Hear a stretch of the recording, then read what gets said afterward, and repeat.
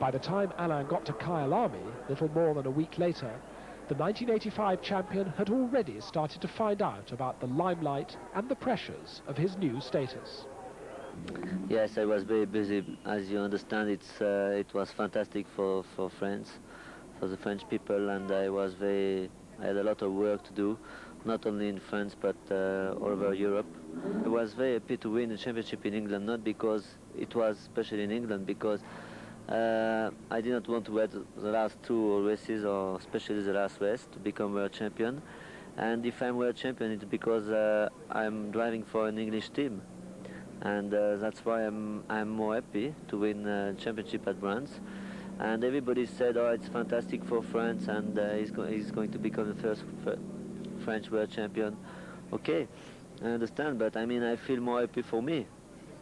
First of all, you know, I worked for the last 10 years to become world champion, and when I went out from my car, I had a very nice feeling for myself, not especially for France.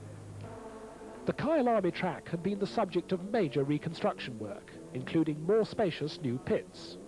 The circuit is 6,000 feet above sea level and has a long downhill home straight, so power is all. And the Hondas and Piquet's BMW dominated qualifying, with Nigel Mansell showing his Brands Hatch form with a fine pole position. Red lights on, and away we go. Get a tremendous start here, all the power goes down, and then just in second, third gear, a little bit of wheel spin.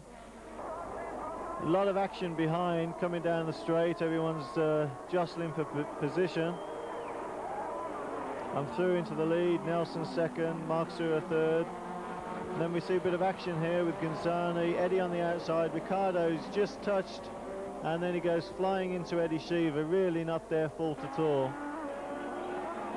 Coming round, going into club, Elio's in third, Senna fourth, Keke just come up into fifth place now.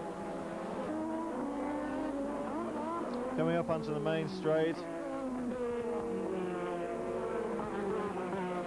So a lot of action on the first lap, and here we have Eddie and Ricciardo obviously discussing the incident. Neither of them very happy, and justifiably so. Keke overtaking Senna on the outside. Really charging now.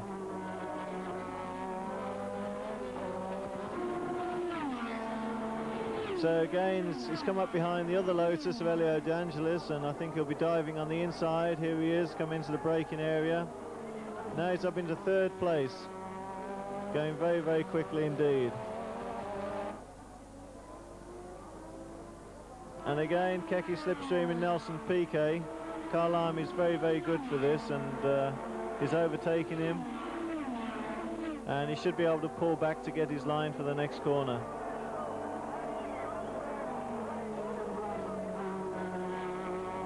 So there we have myself, Keke Rosberg, Nelson Piquet, Elio De Angelis and Ayrton Senna, all running quickly at the front. There's Nelson, who would have been very competitive in the race, retiring. And here we have Keke Rosberg slipstreaming me to come to overtake. I'm waving him through at this point. I see no point in holding him up, and he's going very, very quickly, and it's a long, long race. At this point, I was just thinking if I can sit on the tail of Keke and just wait and see what happens, because it's the early stage of the race. It's very significant, Gonzani blowing up in the Tolman, and instead of pulling off quickly, he decided to go around a few corners, dropping his oil everywhere. Senna also blowing up. And here we have, you can see the oil, and we're both almost on line. Keke's sliding straight off, and I just scrabbled around the corner. Keke did an excellent job keeping the engine running, and was probably a little fortuitous, managing to get it back on the circuit as quickly as he did. But that little bit of oil almost claimed both Williams drivers. Elio De Angelis, Alain Prost, Niki Lauda. If you watch Prost now, he'll dive in under braking and unsettle Elio, and his car twitches, and he almost pushes him out on the outside of the corner, and then Niki's able to get through on the same manoeuvre.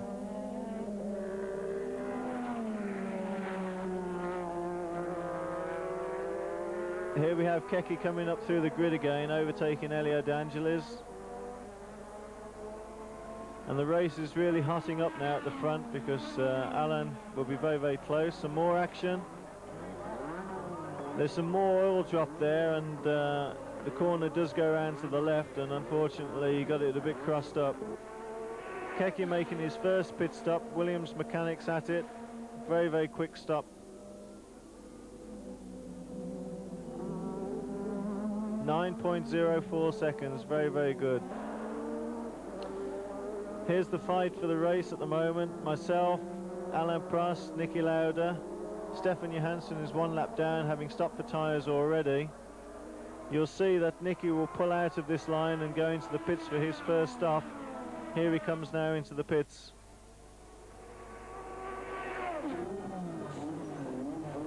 McLaren mechanics hard at it.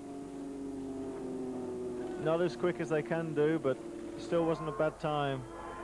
Here we have the fight again, myself and Alain Prost. He pulls out and he makes his first pit stop. At this point I'm thinking, if I can keep going for a few laps and hopefully build up a little bit more time, then I can make my stop and have my fresh tyres to last all the distance and be able to go hard at it at the end if need be. Coming into the pits now, Williams mechanics to do a splendid job. Alan Chalice on the back there, Dave Stubbs on the front board, and he won't get out of the way until everything's ready. Away we go.